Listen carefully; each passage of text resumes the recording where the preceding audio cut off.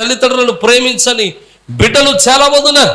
తల్లిదండ్రులు అంతా అయిన తర్వాత, పెద్దవాళ్ళు అయిన తర్వాత, మాకు చాలా జ్ఞానం ఉంది, మేము తెలివైన వాళ్ళమే, మేము జ్ఞానం కలిగిన వాళ్ళమే, మేము బుద్ధి వచ్చింది, మేము సంపాదిస్తున్నాం, మేము ఐశ్వర్యవంతులమే, మాకు నువ్వేం చెప్పక్కర్రద్దు అని చెప్పి తల్లిదండ్రుల మీద తిరుగుబాటు చేస్తున్నారు. తల్లిదండ్రుల యొక్క మాటను పెడచెవిని పెడతా ఉన్నారు. అందుకనే బైబిల్ అంటాడు, నీ తల్లిని నీ తండ్రిని సన్మానించుము, అప్పుడు నీవు దీర్ఘాయుష్మంతుడు అవుతావు. బైబిల్ చెబుతుంది, నీ తల్లిని తండ్రిని ఏం చేయాలి? నువ్వు సన్మానించాలి. నా మాట అర్థమవుతున్న వారు దేవునికి స్తోత్రం చెబుదాం. హల్లెలూయా.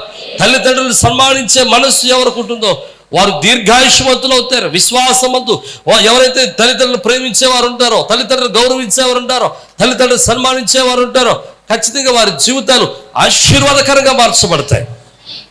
ఆమేన్.